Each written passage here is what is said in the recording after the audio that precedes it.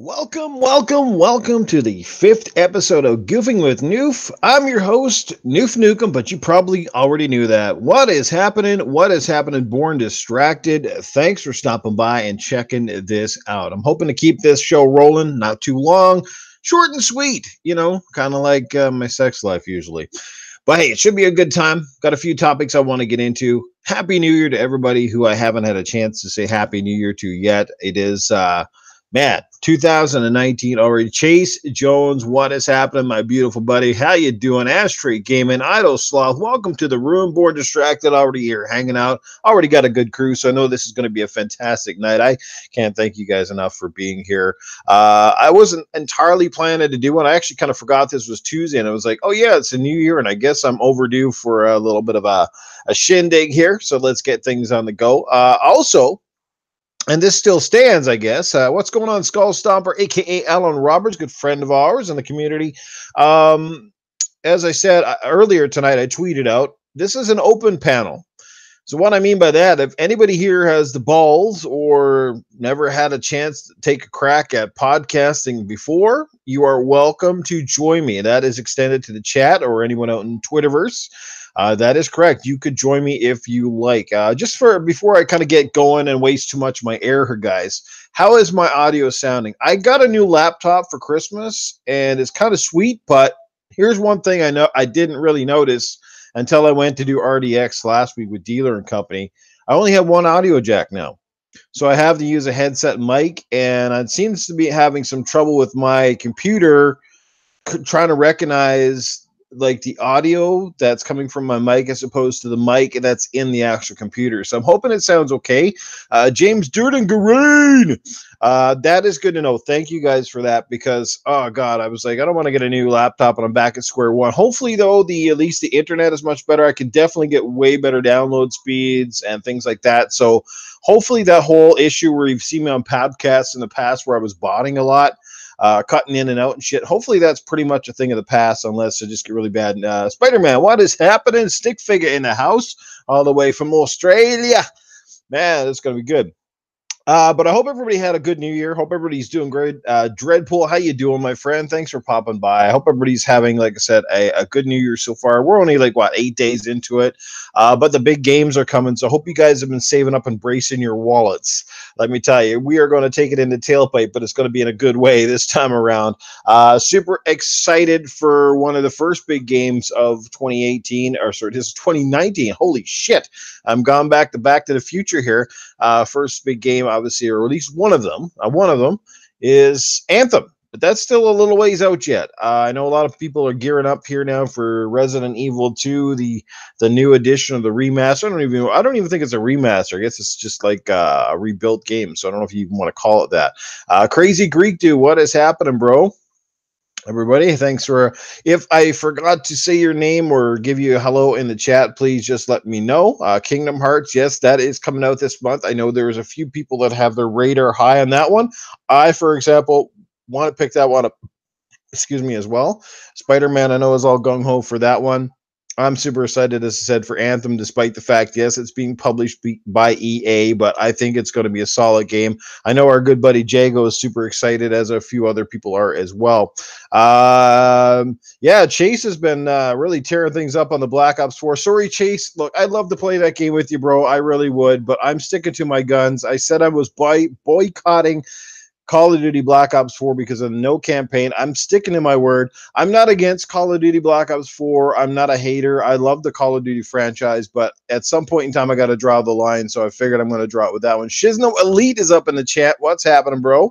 Idle Sloth excited about Metro Exodus. Speaking of, have you seen that wicked bundle coming out for the Xbox One X? I think it launches in a couple of days. You can pre-order it now. It's the Xbox One X with Metro Exodus, and you get a copy of Metro 2033 and Last Light, is it, or whatever the hell it is, but you get all the games, so that's pretty cool.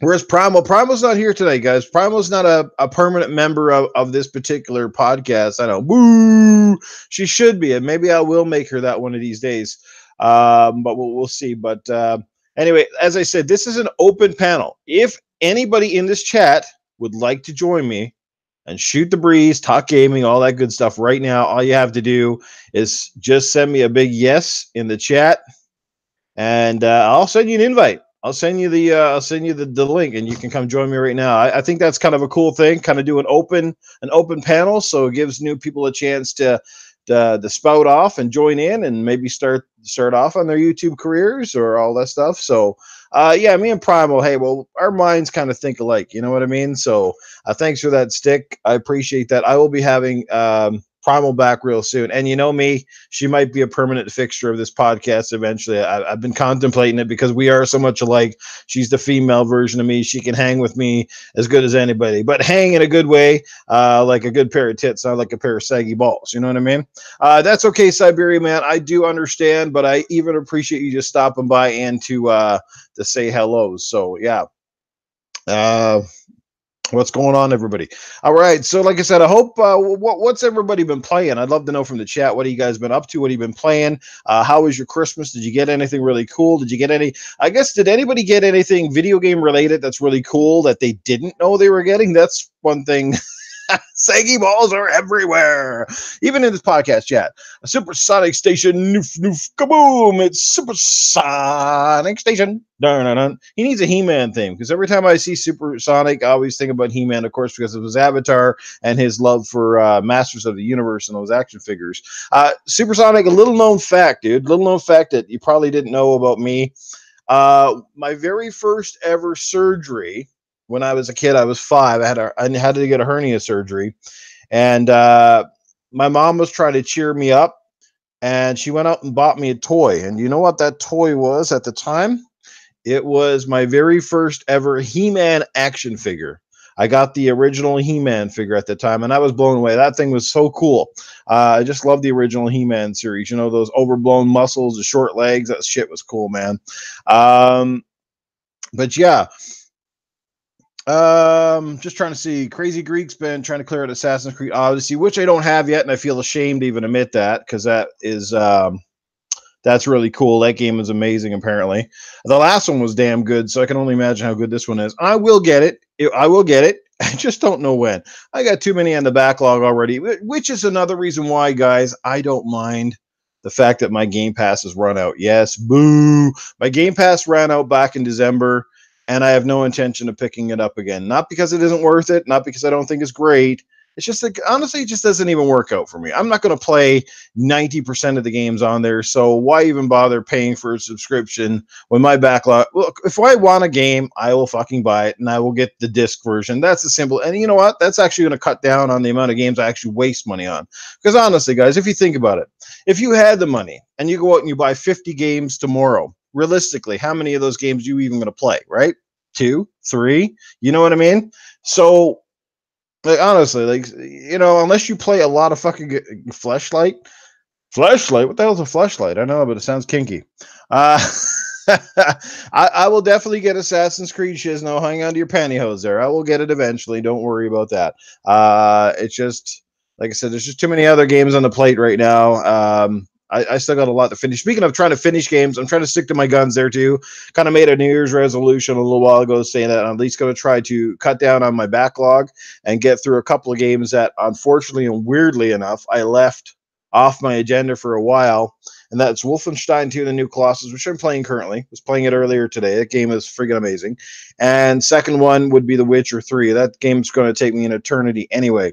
So there you go. Oh, I totally agree, Stick. Game Pass is only getting started. We're going to see good things to come from Game Pass. Look, I mean, Game Pass is already worth it. Hell, if you like Microsoft's games alone, even if you didn't care for any of the third-party shit, Microsoft's Game Pass alone is worth it for the fact that they're putting their own titles on their day and date. I mean, the fact that you already got, what, Sea of Thieves, State of Decay 2, what was the other one? But like, you already got 2 or 3 games alone that have already paid for the price of admission, right? And you don't have to go to the store. You don't have to rent it. You don't have to return anything. You don't have to, stack up discs all over the house, all that stuff. So yes, there are definitely advantages to Game Pass. I know all about it, but again, Look, like Supersonic said, all these subscriptions add up. I just canceled my Netflix subscription. It's after going up by nearly half the price of when I started. And you know what? There's just not enough movies on Netflix that I even give a rat's ass about. So I cancel it. You know what? That's another $14 a month I can save. You know what I mean? I got to pay for Xbox Live. I got to pay for friggin' PlayStation Plus. I'm paying now for the Nintendo Online. So that right there, that's $140 or 150 Canadian before I even, before I even paid the fucking internet bill. You know what I mean? And then you got to pay a wacky ass internet price just to play the fucking thing. It's like all these things you got to think about too. You know what I mean? All right, Chase, man, you take care. And Chase, hook up soon, man. We gotta hook up and play some games or hang out in the chat, bro. I miss you. I haven't really talked to you like in months. So yeah, we definitely. Even if I gotta suffer through a game of PUBG, man, let's just go do it. I'm still searching for a chicken dinner here. But the only chicken dinners I've been getting are at KFC and Mary Brown's. But okay, let's get into some topics here, guys. Like I said, I hope you all got some cool games and playing some really cool shit, all that stuff. Yeah, EA, that's another one, right? They want you to subscribe to theirs. Microsoft wants you to subscribe to theirs. Eventually, Sony's going to have one they want you to subscribe to. Well, they already do. They have PlayStation. Imagine you start to pay out for all of these things. Man, that's a lot of automatic deductions from the old pocketbook every month. You know what I mean? So the first one of the night, guys, I want to talk about a game that I'm very excited for, and I haven't had the chance to play in the betas or anything like that. I've just watched a few videos, and it just looks action packed. The graphics are amazing. And I'm talking about Anthem. Look, there's no denying that BioWare dropped the ball to some degree with Mass Effect Andromeda. Now, Mass Effect Andromeda is still one of my favorite games from the year it came out. But was it a disappointment in many ways? Absolutely. It was my most anticipated game of that year. What was it, 2017? It was my most anticipated title of 2017, and it didn't live up to my expectations. I thought it was solid. I just thought it was very repetitious. The story was a little bit convoluted.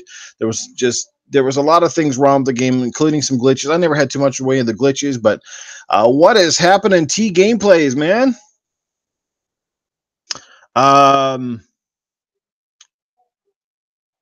Yeah, no, that's weird, man. I sent it out. I'm not sure why people didn't get the notification. But hey, that happens to me all the time. I've got the bell icon on many of my YouTube subscription channels, and I never get the notifications. It's friggin' stupid. It's weird, man. Salty Gaming, though, what is up, man? Thanks for stopping by and checking out the stream, bro. Enjoyed your little video. What the hell was it about again? Jeez, I'm drawing a blank. But I watched your video earlier. That was pretty good. Good stuff, guys. Go check out Salty's channel if you haven't done it already. He puts together some quality stuff. And I'm also proud to say, guys, if you didn't know this already, I've rejoined Salty and the crew over at the Saltiest Gaming Podcast on Thursday nights. I'll be back there this Thursday. We had one hell of an episode last week. It was fucking hilarious. But it was very info packed as well, but it was also a very hilarious episode. Yeah, and I'm going to get to that alien blackout bullshit here shortly. Yes, the alien blackout one. Yes, thank you, Salty. And I'm going to talk about that in my own words in a bit. BZ McNasty, what's happening? Born Distracted, thanks for hanging out, bro. We got Spider-Man up in the house. Tryhard fan, what's happening, brother? Hope you had a great holiday season. A good start to your new year, guys. Yeah, the old Mikey Burrow stuff. It actually sounded pretty good. I went back and listened to it, and yeah, that was actually pretty good. One of my better impressions of him in a while. Sometimes if you get a little too fast and too high pitched, yeah, you do come off sounding like Kermit the Frog. So you have to, I guess, subdue your excitement and kind of, yeah, it was pretty funny. It was just some of the random shit I was saying at the time too. But it was actually pretty funny. All right, so anyway, let's talk about Anthem. All right. I think it's going to be a good game. Is it going to be a great game? That remains to be seen. But I think it's going to be a very solid game. So far, it's drawn a lot of comparisons to things like The Division and to like Destiny. So I want to know from you guys in the chat, does anybody here feel it's going to be a Destiny-style game, or it's going to be a game that's like The Division? Or do you think it has enough things going for it to stand on its own? I want to know what everybody, and are you planning to buy it? You know what I mean? There is an open beta, February 1st to the 3rd, as Spider-Man alludes to in the chat, guys. So make sure you take a note of that and go try it out for yourself. Look, I think it's going to be a story-based, action-packed co-op adventure. It looks amazing. To me, it's like 4 Iron Man suits flying around a level of waste and shit. You know what I mean? I look, yes, I think the biggest thing is EA is publishing. We all know how EA and Activision are two of the most greedy fuckface companies. Uh, that are out there. Activision's completely terrible. EA has made some mistakes and then always ends up backpedaling, which is really weird. And I don't know if they make things worse or better, but they have a chance. They always seem to do shit like that. But I'm going to give them the benefit of the doubt. I definitely want to give BioWare the benefit of the doubt because one misstep in their portfolio doesn't mean BioWare is washed up and does not know how to make a good game. This is coming from one of their, this is coming from their top studio in Edmonton. We also know that Casey Jones went back. He is overseeing a lot of these titles. And, I think the key, what always separated BioWare was just great story and great interactive titles, titles that had a lot of meat and potatoes to them, so to speak. I totally with you, Shizno. I think Anthem is going to stand on its own. Yes, it's probably going to be a looter shooter to try to keep people hanging around. It's something, that they haven't really had. And then think about that too, right? Like, this is BioWare's sort of first attempt, in a sense, of having a multiplayer centric focused game that is meant to try to keep people hanging around to their ecosystem. I mean, you can't blame them, right? They tried it a little bit with Mass Effect 3. They had the multiplayer stuff there, but it just wasn't enough um, to keep people gravitated to that title for long. And it was a pretty a pretty solid multiplayer effort, if you ask me. I don't think you need to worry about Anthem Triad. I really don't. I think the game is going to be worth it. Now I know there's a lot of people kind of doing the I'm going to wait and see, figuring they're either going to pick it up on Game Pass down the road or it's going to be in EA Access. But you know what? By the time it comes to EA Access or goes anywhere else, game is going to be old. It's going to be old news. People are going to move on. I assume there's some sort of a leveling system in it as well. So think about that. You know what I mean? It's BioWare, the story, and we haven't really seen a lot of the in-depth story parts of this game yet. I remember the initial trailers of this actual game, and it was pretty damn cool looking. I think there's 4 suits. There's 4 javelin type suits, which kind of gives everybody a specific style of game to play. I just hope that if it is a loot based system, that it's not as oh my God, how do you want to word it? Like, I didn't mind Destiny's loot system for a while. It was just that it got old quick. And how many times did you play it, go to a level, beat an objective, and get the same old crap that you had to break down and build up for another? You know what I mean? Like, at first it's fun, then it gets repetitious. So they need to have a way of constantly keeping new material going to the game if you are going to be looting and shooting, as they say, right? Yes, guys, I do appreciate it. We got 17 people watching here right now. That's 17 amazing people. Some people have already backed out already. If I have not said hello to you in the chat, please make sure you say something. I like to acknowledge everybody that comes out. I have the means of doing that right now since, after all, I've got 17 people. It's not like that's 1,700 people. Man, that would be nice, but that shit's probably not going to happen. I'm gonna have to start showing some chest cleavage or something, man, for that to happen. You know what I mean? You know what I mean? I should do that right now. I should turn on the old camera, show off the old chest cleavage. But then again, we got no ladies in the room, so that wouldn't be cool. That's right, Salty. 17 people, man. You don't need 100 people to have a great party. You only need a small batch of good ones, and that's exactly what I got. All right. 19 now, and nothing wrong with that. I think I said hello to you, Crazy Greek. Dude, what's going on, man? Show some cock jiggle. Hey, man, I won't go that far. I might get banned from YouTube forever. But then again, you guys will all be fucking squinting and losing your fucking eyesight if I had to do that shit. The cock jiggle. Yeah, there was. I saw something about that. Was it about Devil May Cry or something like that? I saw a thing about that. Some cock jiggle physics or. Oh my lord. Oh lordy. Oh man. Some of the media, when times are slow and times are tough, right? They start going to these weird shit. Cedric H, what is happening, bro? Thanks for stopping by and checking out Goofing with Newf episode 5. If you didn't know as well, Salty was, I think, the last member on my last podcast. It was before Christmas. That was a good show. We had a good time. All that good stuff. Devil May Cry cock jiggle physics. There you go. That sounds like a perfect title for your next video. Salty, get on that, man. And just do a video, like a bunch of gigolos on poles or some shit, right? Oh man. Oh man. What does the DMC stand for? Damn mighty cock or what? Or damn meaty cock? Okay, we're getting off topic here. Let's get back to Anthem, eh? Let's get back to Anthem here. Starting to get all convoluted. Yes, and remember, guys, my podcasts are rated R. So if you got kids in the house, you might want to put this shit on mute right now because things can get off the rails here very quickly with Newf Nukem. It all depends on where my brain is at. All right, but Anthem, look, I think it's going to be a great game. But here's the deal, right? Like, I just want to know, where's this hate coming from? I understand that people are reserved. I understand people saying, like EA, they have gone to the well one too many times. Maybe I feel a bit burnt with some of their last titles, as I know people are sometimes, and I get that, okay? But where is the hate coming from?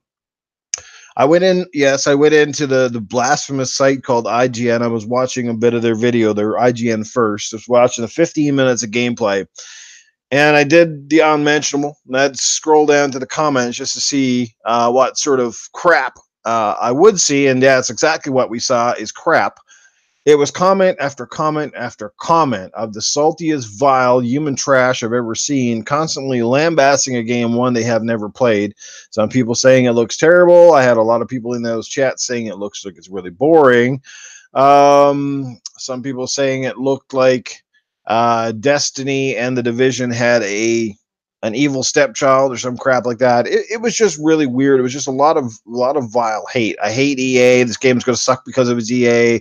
BioWare is no good because Mass Effect Andromeda wasn't good, and all this stuff. And I'm like, you haven't even played the game. You haven't even given the game a chance. Okay, if you don't feel like you want to pick it up brand new, okay, I get that. If you want to wait till it goes on sale, I get that. We're all in that boat. Every single one of us in this room has done that with a game. At some point in time, we've all had a game that we're kind of like, yeah, it looks pretty good, but I'm not going to buy it for full price. You know what I mean? So that happens to all of us. We all do that from time to time. So I just don't understand where the hate comes from. If it's people just like they're vehemently against EA, or if somehow, Mass Effect Andromeda crawled up somebody's asshole and penetrated a family member and left some eggs hatching. I don't know what the hell, man. Ron Hale, what's happening, dude? Thanks for stopping by and checking out the podcast. Saw you up in the RDX chat earlier tonight. Good to see you here, man. Thanks for popping by. I just, it's just one of those things that dumbfounds me. I can get how people are reserved. That I get. Okay, the game looks okay, or the game doesn't really capture my attention. But when you got that pure out hate, it's like, again, there's objective opinions and then there's assholeage opinions, okay? And objectiveness is good. That's good for any industry. But just being a fucking asshole, Spider-Man and the puzzles, I know, eh? What was I playing Wolfenstein 2 tonight? It's funny, Spider-Man's watching the stream, and I started doing the Enigma machine. All I can see is this big no. He's like, no, Noof's going to start doing something. Hey, I caught on to it real quick. It's just I forgot how to play it at first. And they're not that hard anyway, at least so far. Yeah, I do agree with you. EA has certainly left a bitter taste in people's mouths, but certainly after the Battlefront fiasco, like EA has the power to make big things happen in the industry. What's sad, right? Because they are one of the biggest publishers. They have some of the most money, and yet why do they constantly treat their fans like bank accounts instead of doing the right thing? I never did get that. And Activision's even worse. I mean, you look at all the crap Activision's pulled, especially with the Call of Duty franchise. You look at the Modern Warfare remaster. Not only did they charge near full price for the remaster, but they kept out half of the maps out of the game, and you still have to go back and buy them, even though you probably had them on the PS3 or you had them on the Xbox 360 back in the day. Like the stuff that Activision does, oh my God. But that's true, Salty. Everybody hates every game publisher. Microsoft went through this crap before too, I think Microsoft still does. I think you know what? If you could disassociate the Xbox brand with Microsoft, Xbox probably wouldn't get as much hate as it does. But the fact that it's Microsoft, the fact that they're one of the hugest tech companies in the world, the fact that they have the money and the power to kind of do what they want to do makes people hate them for some weird reason, right? It's like people always say, well, Microsoft can't even go out and make their own studio. They got to go out and buy studios. Well, that's what acquisitions are, and that's kind of how they work. Building stuff from scratch is a lot harder to do than just going and getting established things. It doesn't matter what it is. It's like buying a restaurant. It's a lot easier for you to buy a restaurant from somebody who's selling one than to go and build a building from the ground up, come up with your own recipe, et cetera, right? At the end of the day, like Salty says, guys, fucking smart man in the chat, and that's why I like Salty. At the end of the day, they're a business, and a business goal is to make money. They hope that you like their product, but at the end of the day, what overrules everything is the fact that they need to make money. They need to make enough money that everybody's happy on their end, and their stockbrokers are happy, and hopefully the fans are happy at the end of the day. It's on you, and this is the thing. Part of the blame for this industry, guys, is on us too, because, look, let's put this to the chat here, guys. How many of us have ever bought in DLC? Raise your hands. Put a 1 in the chat. How many people have ever paid for any microtransaction? Put a 1 in the chat, right? Now, how many people do this on a regular basis, right? Put a 1 in the chat. You see what I'm saying? The thing is, the large part of our business, the large part of the game business is run by casuals, okay? The hardcore people buy the games. We buy lots of games, but the hardcore people are educated and smart enough to know what they want and how much they want to consume with each individual game, right? For example, I love Gears of War. I love it to pieces, but I don't go out and spend every waking dime I can on every piece of Gears of War stuff. I've never bought in one of those kits, those cases in Gears of War. I've never ever bought one of those with real money. If I buy anything in a game, whether it's Battlefront or Gears or whatever, it comes from the in-store credit you get through the game by playing the fucking game. So there's nothing lost. It encourages you to play and play longer, right? Exactly, Stick. Not on a regular basis, but we all do, right? Do you see my point? But the thing is, when you've got these casuals, the casual crowd, large of them gravitated to Fortnite, they're just buying up stuff without even questioning the price or questioning whatever. They're getting money from somewhere. They're buying these cards or spending their allowance or spending their mom's credit card money. I don't know what the hell it is, but they're buying shit. And this is the message it sends to the industry. Again, we dictate where the industry goes, not the other way around. The industry is going to propose the idea, and it's whether the consumer buys into the idea or not. That determines whether or not it's going to move forward. It's like the whole digital turnover, okay? And I don't want to get on a digital versus physical shithole, okay? But if digital right now, let's just say, like, we've seen the industry largely go digital, right? It's probably like about what now? 60-40, maybe a 70-30 if you look at it. Why do you think that is? Because a large number of people have already started adopting digital, right? If it was the other way around, we wouldn't see near as much of it as we do, because those people would have dictated what it is they want, what it is makes them happy. Timothy Dixon, what's happening, man?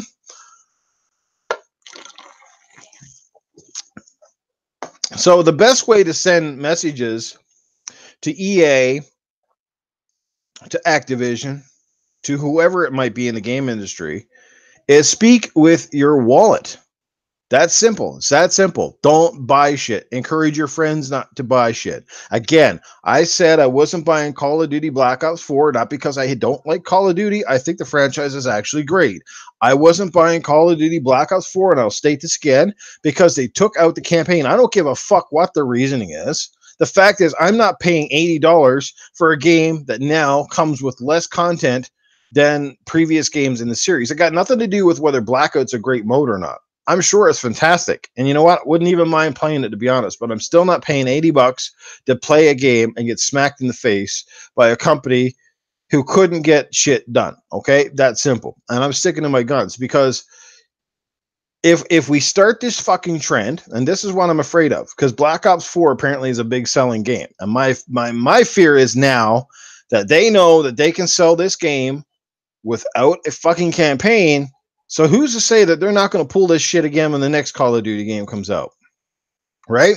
Or they start, eventually what they'll start doing is do the game and do the campaign as some sort of a fucking DLC, and then the fucking morons will go out and buy the fucking campaign as DLC, and then they'll start another fucking trend.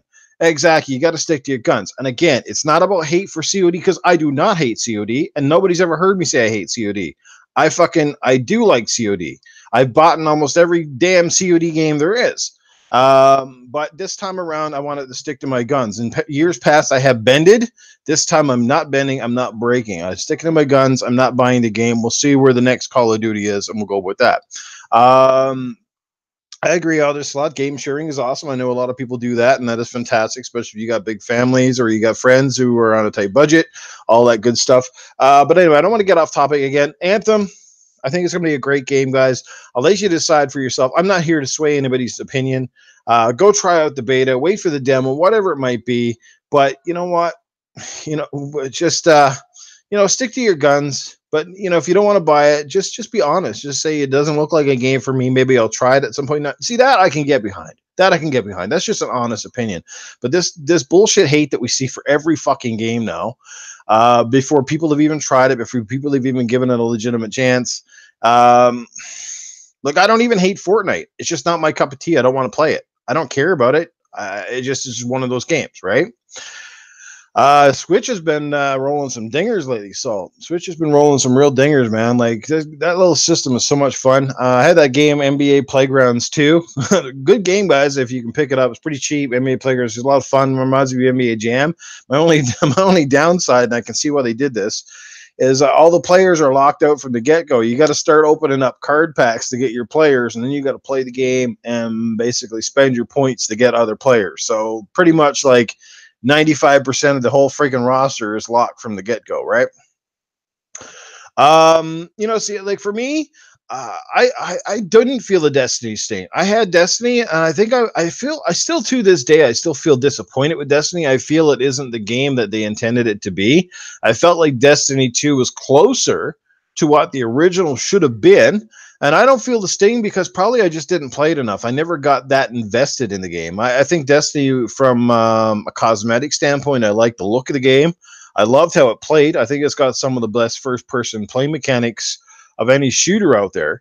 But I just never got that invested in it. For me, with Destiny, I capped out or whatever it was, and by that time I was just kind of bored. A lot of my friends had jumped off the bandwagon, and I kind of left it where it is. It's a game I wouldn't mind going back to and playing again, but I don't even know if I even finished any of the, what the hell you call them? Is it the Crucibles or whatever fuck it is? But whatever. Anyway, I'm kind of done with it. We'll see where that franchise goes in the future.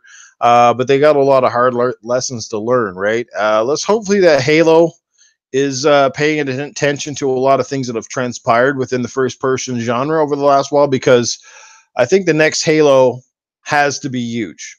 And I think you guys in the chat will probably agree. The next Halo needs to be huge. I mean, I think it needs to be almost as huge as Halo 3 was the franchise. It has to elevate it. It has to be a really amazing game, because I think Halo has lost a bit of its luster. I think Halo is a franchise that I love. A lot of people in this chat love. But I think Halo has lost a little bit of luster. I think the story has gotten a bit convoluted, and people aren't quite sure exactly what the fuck really is happening anymore in Halo. And they got to really bring some really cool, realistic visuals to Halo. I mean, I got to say one thing about Halo. I love the multiplayer in Halo 5, but look, let's not cut corners here, guys. I'd say about 80% of the Halo 5 multiplayer maps, to be honest, look like shit. Like they're so fucking blah. Like all these blank open worlds with like no textures and stuff. Like it just looks like shit. So I hope the new Halo does some new stuff for the series. I hope they still have the co-op and all that stuff in it. But anyway, I'm going to get off. Well, exactly. See, Salty again. Right with me on this one. Look, Halo's still big, but come on, man. There was one point in time, if anything in this universe went up against Halo, it would have got destroyed. Now, all you got to do is anybody really, really watching Halo much anymore, right? So I agree. Halo needs to hit it out of the park. That was a topic I'll come back to at another time, but I want to move along. And it's not to say Halo's bad. I just think it's not where it was. It's even like Gears. Gears lost a little step too. Gears was massive for a couple of years, but I think between the turn of after Gears 3, when they kind of misstep with Judgment, then the series had a bit of a lull. Of course, it changed hands. It went over to the Coalition. Cliffy B got out of touch with the franchise. you kind of feel like Gears is still big, it's still recognizable, but it's not that fucking game that it was at one point. And I'm hoping that the new one really comes back to that, and I think they will. Rod says there's a lot of big things in store for Gears 5 players, a lot of changes, a little bit of risks. Yes, and I'm with Salty again. Not to be fucking patting the man on the ass here, but yeah, we're right on the same page here. Gears of War 5, I'm almost positive, will be a game of the year contender. It will certainly be a game of the year contender for Xbox Game of the Year, probably Action Game of the Year, maybe even Best Graphics of the Year. I think it's going to be amazing. Can't wait. Next fall can't come fast enough on that. But anyway, let's get down to the next topic, guys. And we're going to talk about numbers, because I know some people basically have orgasms over fucking numbers. I don't know what it is. There must be a lot of accountants who play PlayStation, because I've never seen so many people get excited over fucking numbers in my life as they tend to do when you're talking about numbers. But I'm going to throw out a couple of numbers, not a lot, just a couple to get your old silly willy vibrating here. Apparently, Xbox hardware sales up 30% over 2017. With the leader being the Xbox One of the two platforms, meaning that the Xbox One apparently is, I think, is outselling the Xbox One S, which is almost unheard of. That is huge. 30%, guys. 30%, and considering we're now into what? 2013, 2000. It's 5 years into the life cycle. Normally shit's slowing down. Not that kind of growth is crazy. 30%. Unbelievable. Good job, Microsoft, despite a year where titles are few and far between and kind of thin. That is a pretty big step. Yeah, apparently I think the X was a bigger seller than the S, which still blows my mind, but I could believe it. I could believe it because the marketing, I think two big things happened this year that really helped Microsoft. Game Pass was the first one. They've been rolling that shit out. I'm telling you, they've been promoting that shit like egg and milk commercials. I mean, that's everywhere, right? Game Pass, I think, was huge for Xbox this year. It allowed a lot of people to jump into a lot of games they might have missed or would have never tried. It's a phenomenal value. And I think second to that, I think when Red Dead Redemption came out and it was getting the accolades that it did, and a lot of the video comparisons really helped. Because while I'm sure that Red Dead Redemption, and I don't know the numbers on this, guys. If anybody do in the chat, please let me know. But I don't know. Like, I would assume that Red Dead Redemption 2 still sold better on the PlayStation. Okay, and that's probably largely due to the fact that they have a massive install base, right? Right. He doesn't see Game Pass ads. What the hell is he watching? The fucking is he watching the Sesame Street Network? Because I've seen those fucking ads ever. Like, I've seen more Game Pass ads than any other type of ad for Xbox ever. Like, I've seen Game Pass at football. I've seen Game Pass between the hockey games. I've seen Game Pass on fucking IGN's website in between their little videos. I've seen that shit everywhere, man. Like, holy hell. It's been all over the place. I even mentioned the other day, I was like, man, they're killing it with the Game Pass advertisements, because I've seen a lot of them.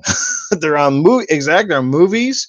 I've even think some people said they're like at the movie theaters even now. So there's no question about it that Microsoft sees the massive potential that Game Pass has overall, not only for the gamers, but for themselves to keep padding their wallet.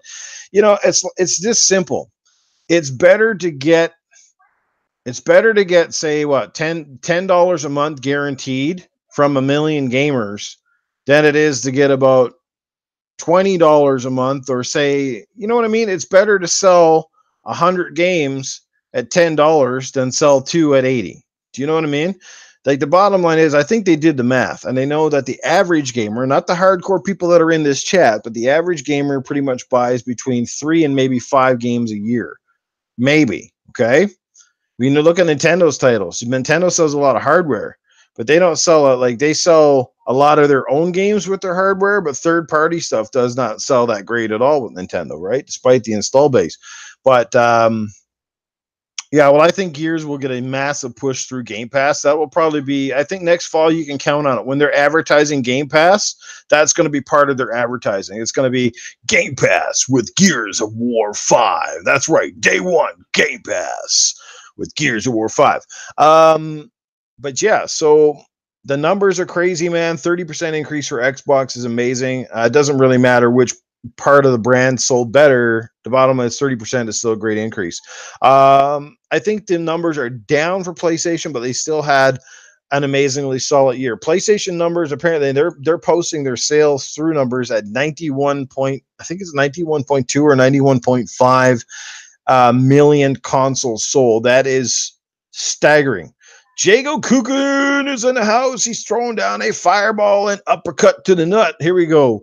So congratulations, I mean, to both Microsoft, to Sony, and Nintendo, who had a phenomenal holiday season, guys. The best thing about this industry is you got 91.6. Thanks, Ron. You got three companies going head to head, all respectively with sort of different strategies, and all three succeeding on various different levels. And that is amazing because it's the competition that's pushing each one to get better. Now, we have seen a little bit of that Sony arrogance creep back in. We haven't seen them push the envelope as much, and I think it's obvious. I'm not trying to throw Sony under the bus here, but they've basically been beating their own drum.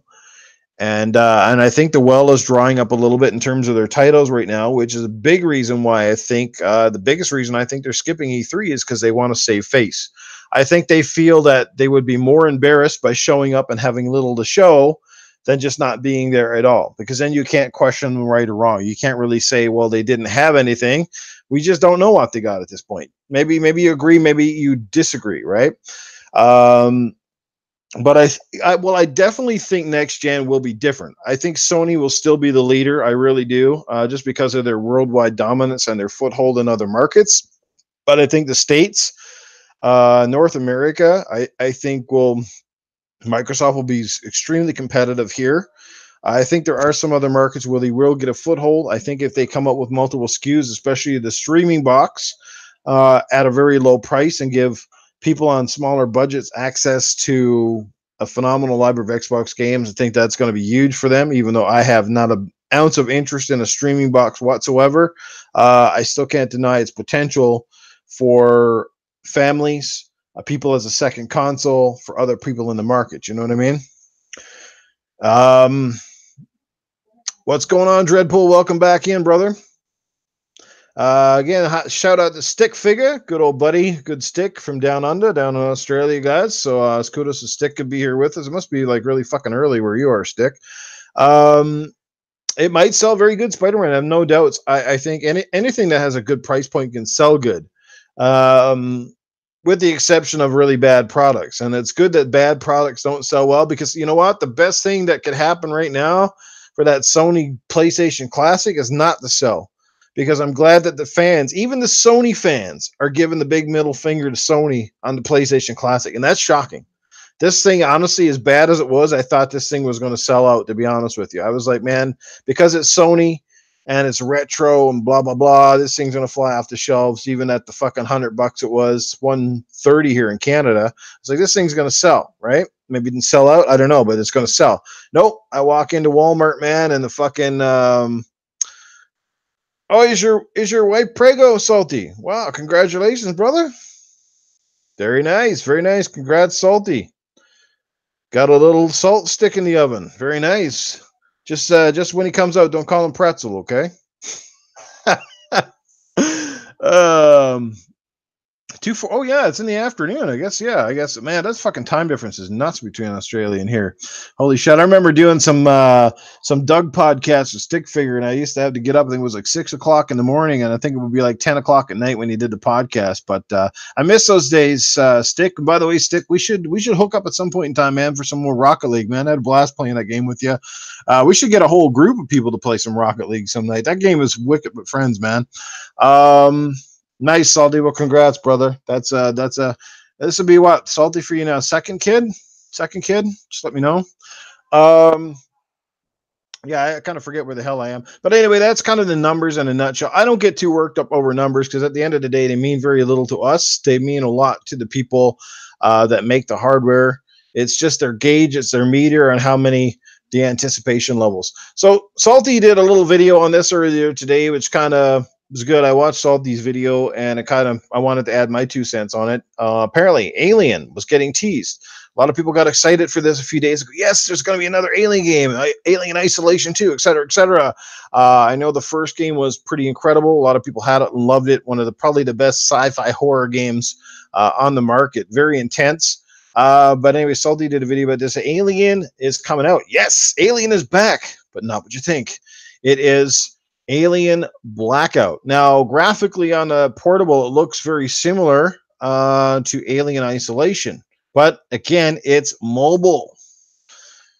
It is a mobile game, so that's right. Put your money back in your wallets, guys. It'll probably even be a free-to-play or next to cheap-ass game. But look, even though I think it's a cool concept and a cool game to even have on a mobile, very disappointing. I think everybody was waiting for a big Alien game to come out on console, and that's not what we're getting. So yeah, I'm just not a mobile fan either, Salt, man. I've tried several titles, and the screens are too small. My thumbs don't work well on the touch screens. I keep hitting the wrong buttons. I remember one time I downloaded, I think it was an NHL 2K game, and I tried to play this on my phone, and while it looked okay, like I had passes going all over the place just because, you know, your thumbs are blocking out part of the fucking screen, right? Touch controls, they suck. Some games are great. Some of those little tap, those move right, move left, swipe up, swipe down games, like simple games and concept are great. Little puzzle games are great. Stuff that has slow movement is not so bad. But anything that's action oriented where shit's moving fast, like a fighting game would suck. I don't know. A lot of that shit sucks. Maybe if you play it like till your thumbs bleed, but I just can't stand it. Yes, I know you can get joysticks for your mobile, little controllers that hook up, but isn't that kind of defeating the purpose? Like, you know what I mean? Like, I don't know, man. Exactly. Try. The screens are just too hard. Maybe even on a tablet you can get away with it, like a small tablet, but on a regular, like 4.5 to 7-inch screen or whatever that some of these cell phones have. Some of these cell phones are like damn tablets. I mean, people hold them up to the ear, and it's like, what the hell is that? She got like an electronic book at her ear. Like, what are you going around watching games on a Kobo or what? What the fuck? Yeah. So, yeah, like Jago said, a game like Candy Crush or something like The Sims or something that's, not input sensitive or heavy based. You know what I mean? But outside of that, Texas Hold'em, yeah, like a card game or a chess game or something like that, checkers, you can play that shit all day. But everything else, yeah, exactly. Dreadpool, the touchscreen's just not made. You can buy a variety of devices, but like again, doesn't that defeat the purpose if you got to carry around a handbag full of fucking shit to work for your touchscreen game? It's not like you're going to play it that much anyway, right? Like for me, if I pick up a touchscreen game, you pick it up for like 10 minutes if you're at the airport or something, just kind of killing some time, but you're not going to sit there like 4 or 5 hours. First of all, your damn phone's not going to last that long. So I don't know, but everybody's jumping on that bandwagon because they've seen how games like Candy Crush and games like what do you call it? I don't know, half of these fucking games. There's so many of them out now. Throne of Heroes and I don't know, all these weird ass games. Yeah, like carry a Switch. That's how I like to play. Carry a fanny pack to carry all your gear. Yeah, the big old knapsack on. Like eventually, guys got a fucking looks like a tent bag carrying around like thumbsticks and grips and extra screens and screen protectors and a water bottle when he gets too sweaty when he's playing his damn Clash of Clans. Yes, that's the one I was thinking of. Fucking Clash of shit. Fucking Clash of everything. They got so many of those Clash of Clans knockoff ass games. Like I've lost count of them. Like how many of those? You go to the store now and it's just like, what the hell is all this crap? Speaking of, there's a lot of crap like that getting on Nintendo. Anyone else agree with that? Anybody else besides me notice how many fucking shit ass indie games are on the Nintendo store? Like, come on, Nintendo, have a little bit of fucking like control and cut back. I mean, there's a lot of great indie games on the Switch. Don't get me wrong. But holy hell, it's getting like you jump in there and it's like you don't even know what hit this shit is. Like, remember back in the day when an indie game came out, 9 chances out of 10 you even heard of it? Like, remember back in indie games were just starting to get popular, like Xbox Live Arcade and stuff? You were kind of like, I heard of this. And you're getting actually kind of excited for it. Now you go into the Nintendo store and it's like new games this week, and you scroll down and you're like 1, 2, 3, 4, 5, 6, 7, 8, 9, 10, 11, 12, 13, 14. You're like, where the fuck did these all things come from? Jago doesn't have a Switch. Well, for me, I bought the Switch for the big stuff, man. That's Boom Beach. That's another one. Yes, see the commercials all the time. They got another commercial out now. Like I said, every time I turn the TV on, it's like a commercial for some free to play mobile game. Oh man, sometimes you can get vagina for free too, but trust me, you don't want to touch that with a 10-foot pole. That might come with something. Lots of Switch. It's the thing you turn your lights off with in the house. So yeah, like I said, Alien Blackout mobile. So I think that says everything we need to know. I think already this chat is just like, yeah, mobile, dead on arrival. Absolutely, not something that I would be excited for either. So boo on you. Now maybe, and I'll end off with this saying that maybe the game has enough to it that it would be easy to port over to console. I mean, there's one thing we can't deny, that some of the mobile games really have some fantastic engines and they have some great graphics, right? If the Nintendo Switch with its limited processor and stuff can make some pretty kick-ass graphics, we know that mobile phones can too. They have had and have some games that rival some of the stuff that we play today. I'm not talking about God of War level stuff, but they do have some pretty impressive games. Give them kudos for that. So you never know. Maybe talk how Soldier 76. Who the hell is Soldier 76? Is that somebody in the chat? Did I miss somebody in here? Or I have no idea. I don't even know who that is. Oh man. Oh, you got that. What's his name, guys? Smokey Dog going off about how apparently Gears of War, because it has the more or less a concentration of the female lead. Apparently, that game is for the perverts now. Interesting. Oh boy, the community never ceases to amaze with its amount of idiocracy. Oh boy. Overwatch. See, I don't even play Overwatch. Overwatch, one of those games that I just couldn't get into right from the get go. Yes, he is a tool and a fool. That's all, Mr. Attention Seeker. Let me see. What's my next topic here as we kind of get ready to close out the show. I want to talk about some movies, guys. How many people went and seen some good movies over the winter? I'll tell you, I just saw a good movie the other night that I've been waiting to see for a while, and I can't believe it took me so long to see it. And that was, I finally got to watch Blade Runner 2049. I got to say, it wasn't as action-packed as I had hoped, but it was a really cool movie. I thought it was really good. It had some great cinematography, some amazing settings. Special effects were nuts. I actually liked that movie quite a bit. Venom I have not seen yet. I think that comes out here shortly on Blu-ray, all that stuff, so I will probably check it out. Aquaman, I want to see. Super excited, and that's where I wanted to go. Aquaman, guys, I think may have finally broken the DC Universe curse. It's scored over one. Is it over 1 billion now, I think, at the box office already, which is amazing. It's kind of crazy, too, because you think of Aquaman, and Aquaman is a good character, but not nearly as popular and as well-known as Superman or Batman and that likes, or even Wonder Woman, and yet this is their biggest hit so far. Mission Impossible Fallout, I love that movie. I saw that movie. And I thought that was fantastic. The stunts and Tom Cruise never cease to amaze me. Tom Cruise is just, guys, I know a lot of people hate Tom Cruise, but I love Tom Cruise. And I'll say that right here. Tom Cruise is an amazing actor. The guy puts his life on the line for his movies. He's just awesome, man. He seems like a really cool dude, somebody that, you'd have fun hanging out with in real life. I've seen lots of great interviews with him. He's had some of that BS in the past, but you know what? Overall, I think the man makes some pretty damn good movies. And as a matter of fact, speaking of Top Gun, Cyber Gunter, what's happening, bro?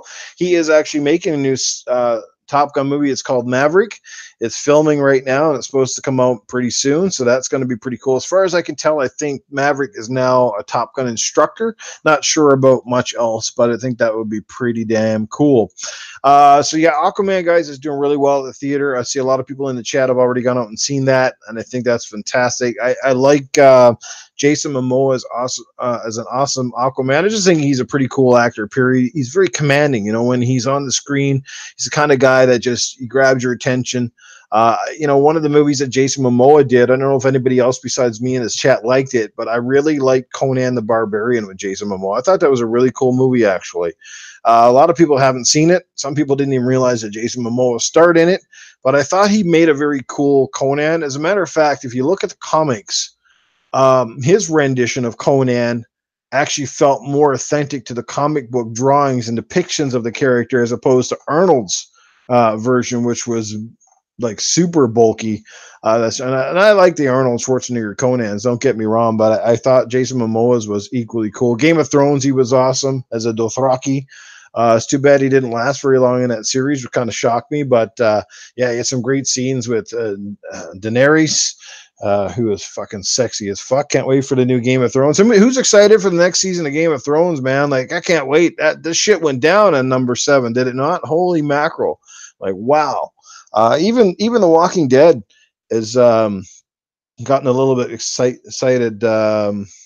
Hey, I didn't disrespect Arnold. Arnold's awesome, and I love the Arnold Conan movies. I'm just saying, I think Jason Momoa's our Conans are pretty damn good too. What the hell? What the hell, Newf Nukem? When you're talking about Conan, I should come over here, smack you upside the hand with my big sword, beat the shit out of you, curse a spell on you for the curse of Crom. I will curse you from Crom. Do it. Come on, everybody in the chat. Let's hear it. Come on. Let's do it. I want to get 30 likes. So hit the like button. Finger bang the shit out of it. Let's do it here. There you go, guys. I knew once Jago started pimping out the Arnie there, I had to drop one in there for you guys. It's not the same without it. Well, hey, fiddly diddly. Yeah, Cletus here. Don't worry if Arnold's in the room. I ain't too far away out of. I hope you all had a great 2018, and I'm going to give it about 30 seconds before I see the thumb down button, because everybody can't stand Cletus, because he all knows how I get on, and I had a great new year, that's right. I had lots of bacon, and fuck lots of bacon. It's all good. Anyway, let me get back on track here, guys. So anyway, yeah, good for Aquaman. Hopefully this sort of ends the run of, sort of stinkers, I suppose. See, that's the thing, right? When it comes to the DC, I like a lot of the Marvel ones, but I'm more of a DC guy. But still, I really enjoyed, see, for example, I love Man of Steel. I thought Man of Steel was fucking amazing. I really liked that movie. And I actually enjoyed Batman versus Superman for the most part. I can't really tell if I like Batman versus Superman more than Justice League or not, but I liked those movies. I don't think they were perfect. I like to see a little bit less of the tacky CGI, or at least better CGI. I think some of the CGI in the DC ones have not been as good, but I love it. I love Man of Steel. I love Henry Cavill's portrayal of Clark Kent and Superman. I mean, the man's also got the physique. He actually looks good in the role in many ways. Not to sound, swinging the other side of the fence here, but I really liked it. Like Zod. Zod was menacing. He was powerful. The fight sequence is really cool, like blowing through those buildings and shit. I mean, I don't know how people didn't like Man of Steel. I don't know. I thought it was cool. Love the original parts where he's coming up from the Atlantic coast and, he saves the oil rig and all that shit. I thought was great too. Those little tidbits. And it was just, I thought that was a great movie indeed. And yes, hopefully it does get a Man of Steel 2. As far as I know, according to Jason Momoa, he said that Henry Cavill's not going anywhere, that he is reprising that role. So that's good news to hear it from a guy close to what's happening. So there you have it. Getting ready to close this shit out, guys. Resident Evil 2 demo, that's one shot. Resident Evil 2, the one-shot demo, that drops next week, I do believe. I know there's a few people in the chat super excited about it. I can't wait to try it. I have to be honest. I have to admit my fraudulence here. I did not play the original Resident Evil 2. The first Resident Evil game I did play the original Resident Evil game, and I didn't like it all that much. I decided to give the Resident Evil series a bit of a chance when it came to Dreamcast under Code Veronica. And I actually didn't mind Code Veronica. I thought that wasn't too bad. But it wasn't until Resident Evil 4 that really started to capture my attention. Resident Evil 2 is a deep sale for Microsoft. Can't wait for Shazam. Shazam is actually looking pretty good, actually. Resident Evil 4, man, and I played it on the GameCube. I'm pretty sure that's where most people played it on the game. It was a big title for the GameCube at the time because it was exclusive, I think, for a long time before it came over to the PS2. And that stuff. So I really liked it. I thought it was a fantastic game. Resident Evil 4 just had a better view. The mechanics were a little bit better. They were still a little archaic. Resident Evil 5 up the ante. I really like the co-op part of Resident Evil 5 and 6. Although 6 was a little bit weird, very disjointed with the story, like sort of being done in like these like little episodic pieces. But then 7 was wow. I mean, took a big risk with 7. To me, Resident Evil 7 to me was a bigger risk for that franchise as what God of War was this year for that franchise. I don't know if anybody agrees with me here, but I think that was huge to take such a iconic franchise, change the setting, put it in first person view. Like holy hell, right? That could have been a killer for Resident Evil. That game was actually critically acclaimed. It looked fantastic. It played good. The atmosphere was nuts in that game. It was creepy as fuck. Really enjoyed it.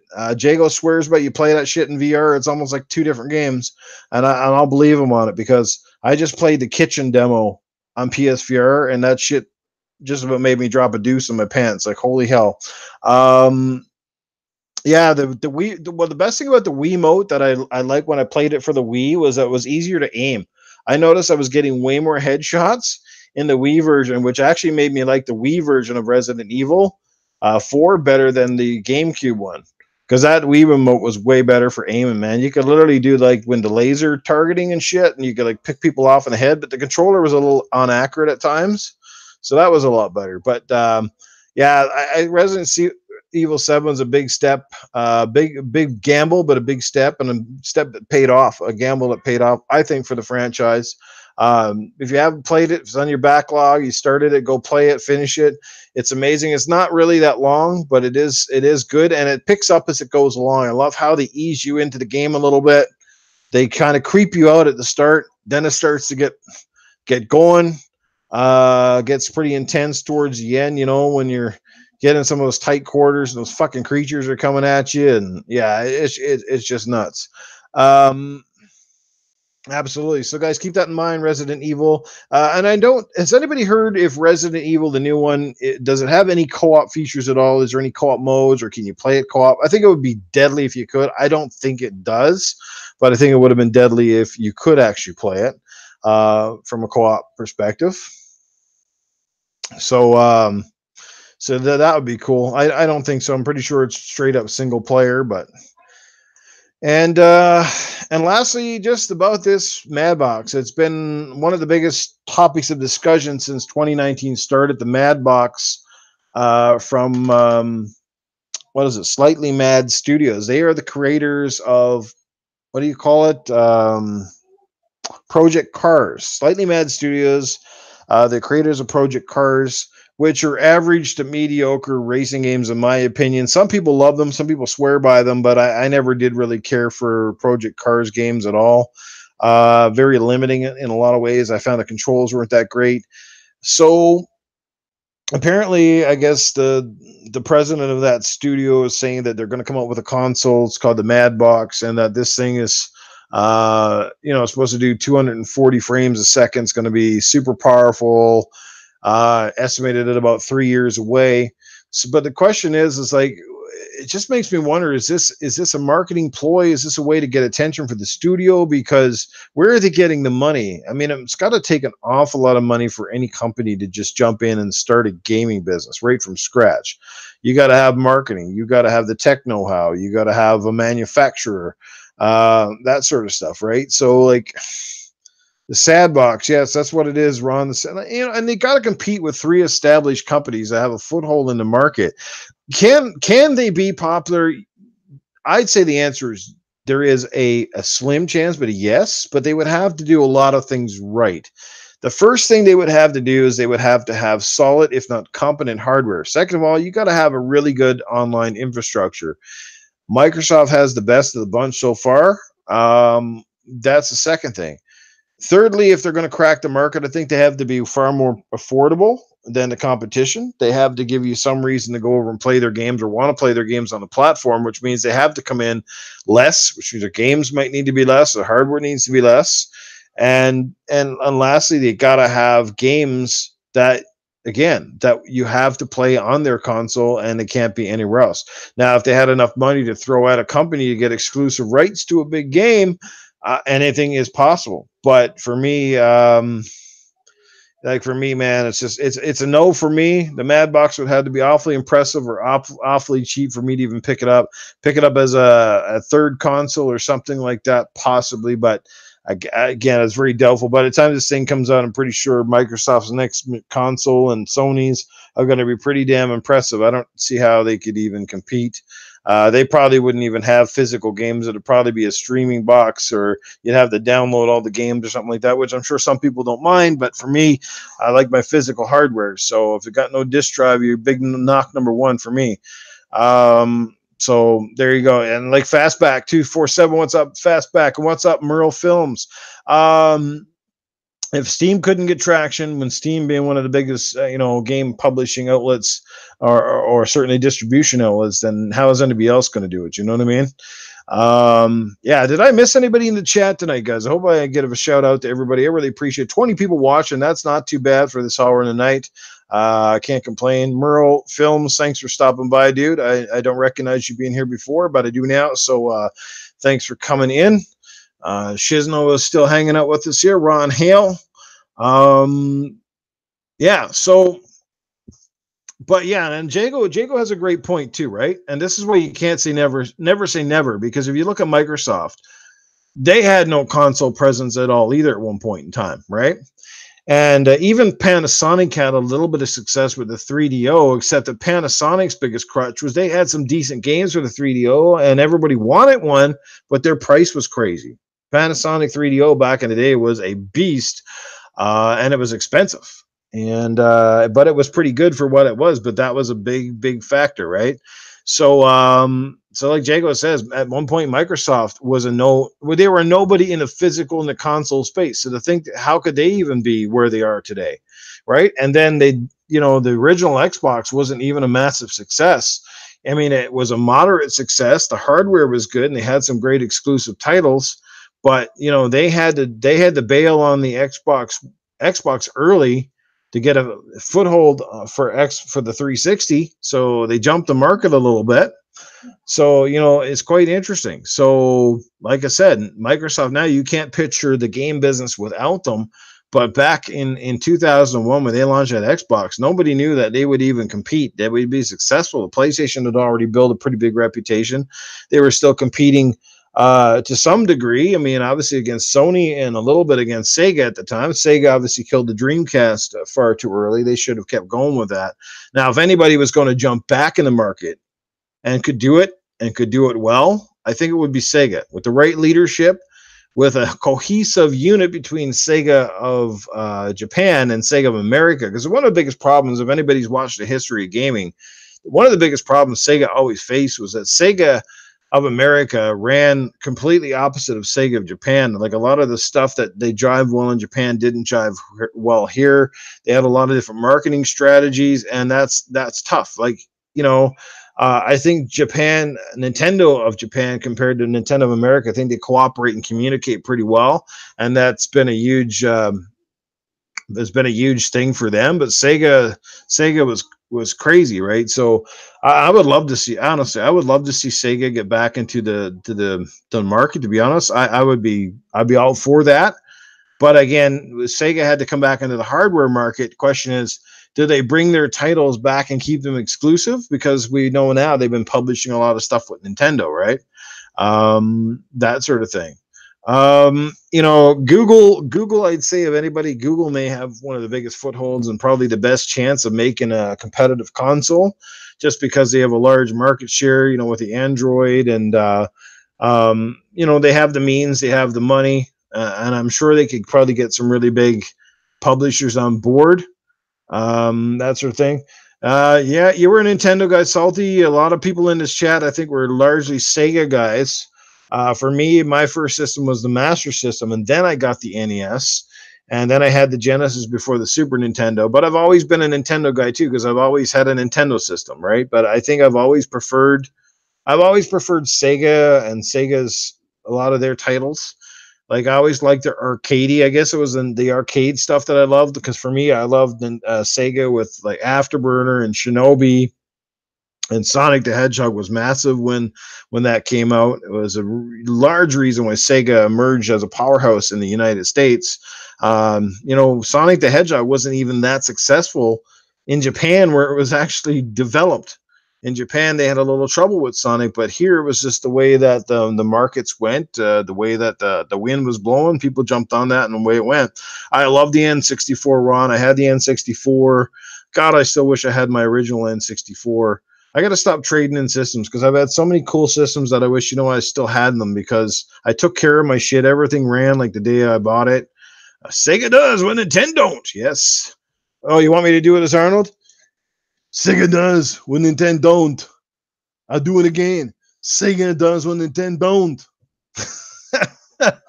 The best memories with N64 was just, I mean, I can remember all the times my buddies came to my house, because I had it during my college years, and I don't know how many times we'd play 4-player GoldenEye, 4-player Mario Kart, and Mario 64. I mean, blew me away back when it came out, and still blew me away today. WCW NWO Revenge, that was a wicked wrestling game. And look back at these titles; they're so crude now graphically, but hell, they were a hell of a lot of fun. I mean, even Conker's Bad Fur Day was fucking epic when that came out, right? Turok was a great little shooter. I know, like WF No Mercy. There's so many great games on the N64. Cruising USA, who could forget that one? Star Fox. I mean, the list goes on. There were so many good games on the N64. This is such a cool platform, man. I'm almost tempted to go out and buy another one. I should just go out and buy it just for the fuck's sake. I'll never play it, I'm sure. I got a Dreamcast here right now that I've hooked up about 3 or 4 times, but Donkey Kong 64, it came with the little expansion pack. They had a bunch of different games there.